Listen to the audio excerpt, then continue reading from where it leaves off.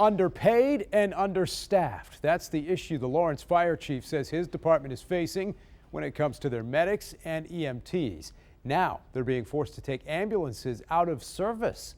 Fox 59's Gabby Gonzalez is live in Lawrence tonight with a look at why there's no relief in sight. Gabby. Good evening, Dan. The chief here tells me that the low pay for EMTs and medics is making it really hard to retain those positions, especially now that the Common Council voted against a proposal to increase their salaries. So firefighters at stations like this one are being pulled off their trucks and onto the ambulance to make do, but that can mean slower response times.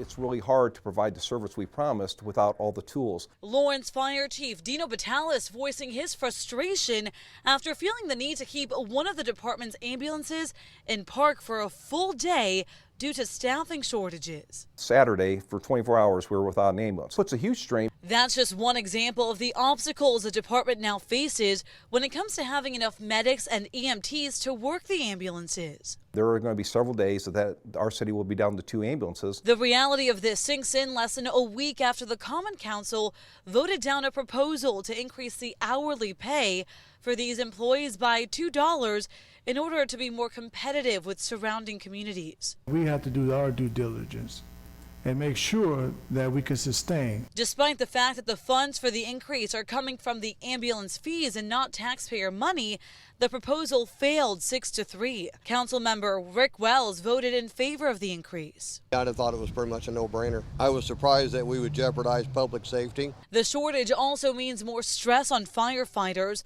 Just last month, they worked 300 hours of overtime to cover the ambulances. And that overtime pay does come from taxpayer dollars. We're trying to get this thing corrected, but we have to have their help to do this. We're compromising safety for our firefighters, and to me, that's not an option either.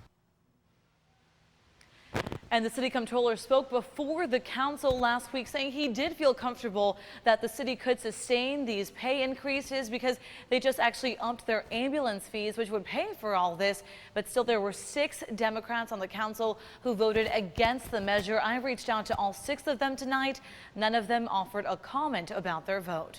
Reporting live in Lawrence, I'm Gabby Gonzalez, Fox 59 News. Gabby.